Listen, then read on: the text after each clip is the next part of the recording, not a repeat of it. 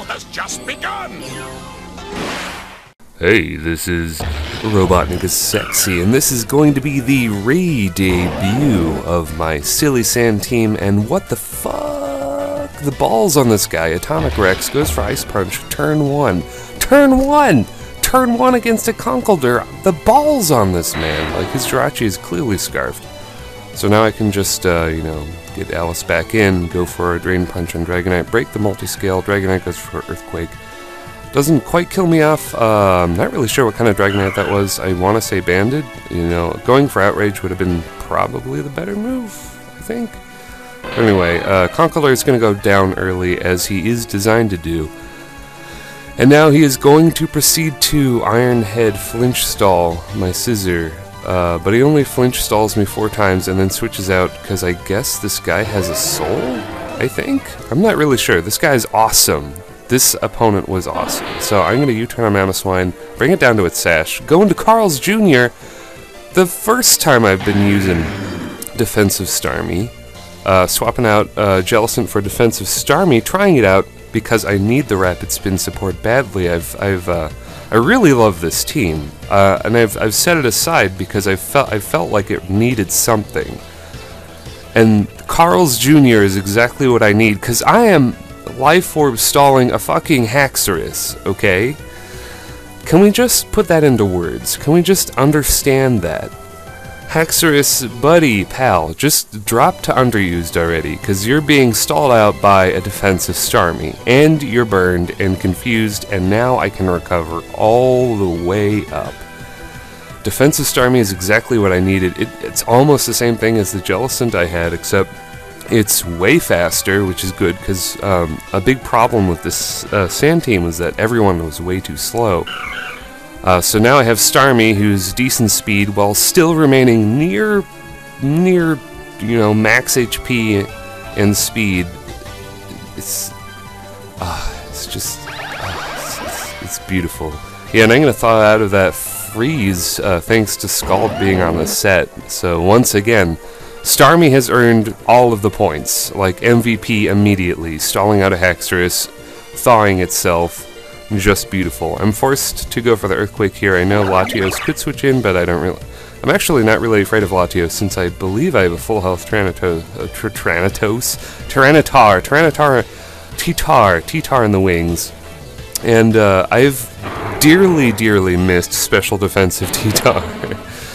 Because I've been trying out a Choice Banded T-Tar, and it just cannot take a Draco Meteor, a Specs Draco Meteor, as well as special defensive T-Tar, which I believe this one only has a very small amount of special defense investment. It's a mix of, it's max HP, a little bit of special attack, and a little bit of special defense, and it's just, it's perfect. And yeah, that's the match. The match is over already, and I'm just overcome with joy for my Sand team, which, Starmie is the star. But anyway, this is going to be a nice little filler match I had with 9 Sharkmen, a decent friend of mine. This is probably the best match we had for a long time. Usually our matches are really one-sided, but this one is crazy, okay?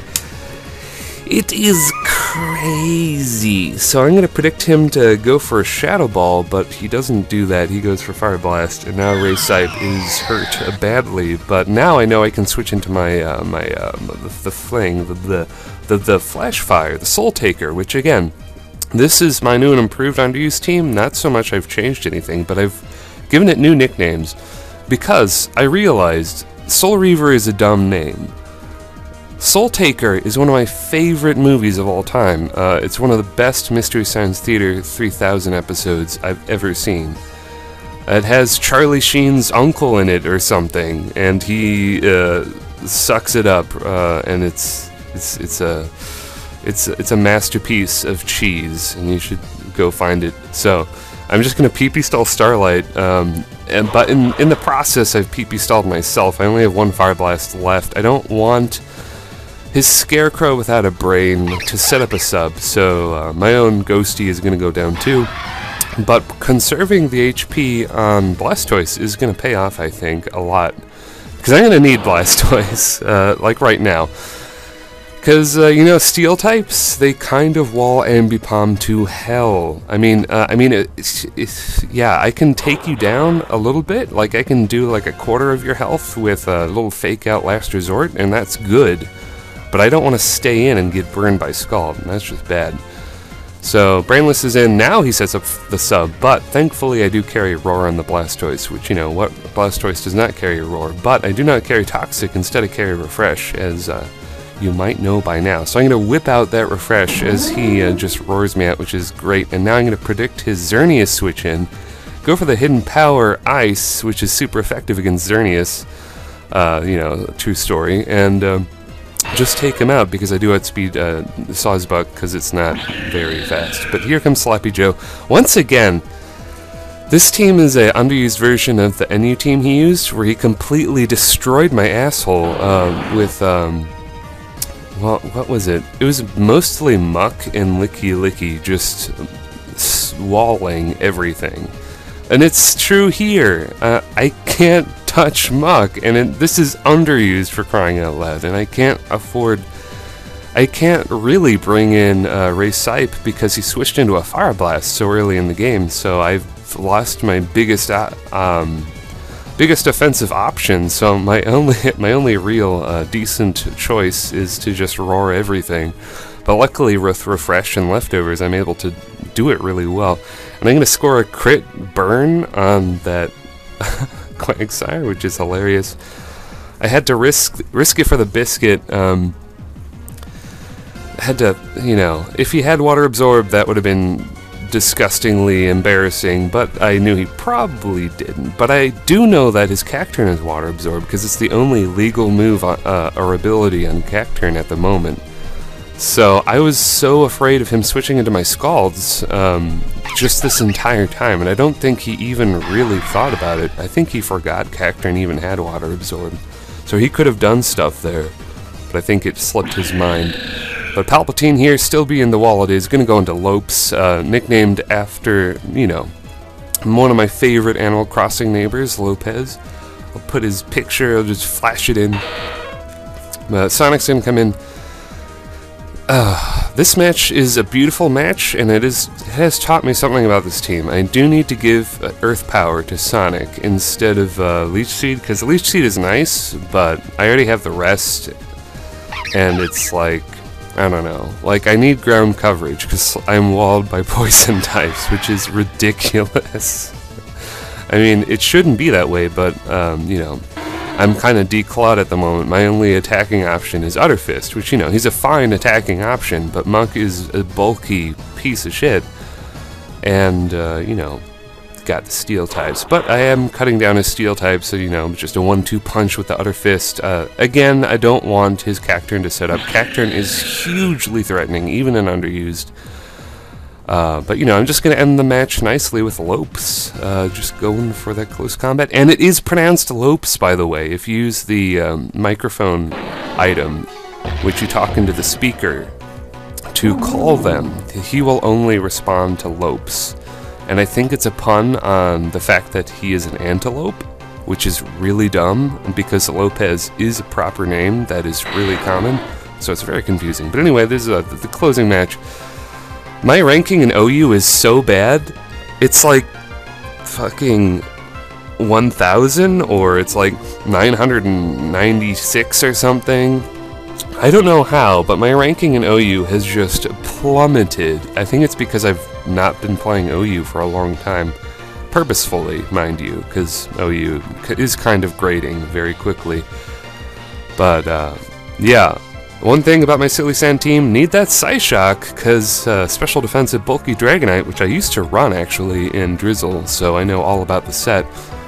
I can't take it out with Life Orb Uniclus Psychic. He just roosts up. It's incredible. So basically this guy's team strategy is to get up hazards and then Dragon Tail, which isn't bad. I've done it myself in the past.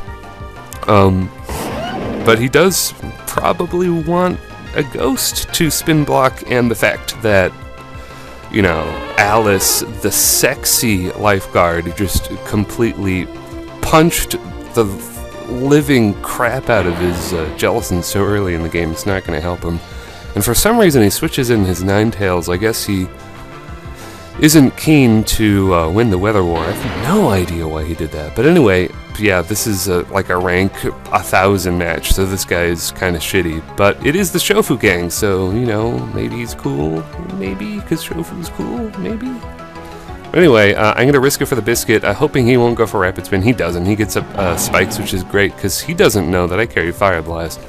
Which is the great thing about Tranitar. It can run so many sets. It's really incredible. So I'm just going to switch in Reuniclus. Try to fodder it off, actually, but he takes that close combat so well. It's really puzzling. I thought I would take more damage from a Terrakion, but I guess sometimes I forget just how bulky Reuniclus is. Like, I don't have Regenerator or anything. I don't even have Recover on this set, but just having max HP investment will do it. But yeah, did I not even... Yeah, I didn't break its sub because I had multi-scale, so that is kind of terrible. But he is going to Dragon Tail me into the new member of the Silly Sand Force, Carl's Jr. And you know what I'm going to do? I'm going to completely piss on your parade. I'm going to Rapid Spin all those hazards, so now your strategy is completely pointless. You can Dragon Tail me, that's fine, but there are no hazards. I spun them away. Which, in the past, I have noticed that not having a spinner has hurt this team a lot, because one of the best ways to eventually wear down a scissor is with hazards. So, you know, even though Reuniclus isn't affected by them, you know, the other 5 members are. So I should definitely be aware of that. Especially,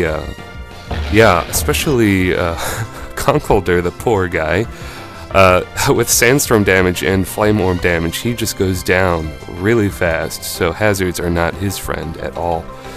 But yeah, Supdog is locked into X-Scissor. I was a little worried that he was Expert Belt or something, so I wanted to get the surefire damage with Mach Punch, but that kind of blows up in my face. But at the same time, it doesn't matter, because we got Shofu himself here, just almost one-hit KO'd by a Mach Punch, and then, you know, Sandstorm damage, Life Orb damage. Just finished it off with a Red Dick Quick Attack, and that, my friends, is a Pokemon Showdown upload. And if you enjoyed it, please comment, like, and subscribe, and I will see you later. YouTube.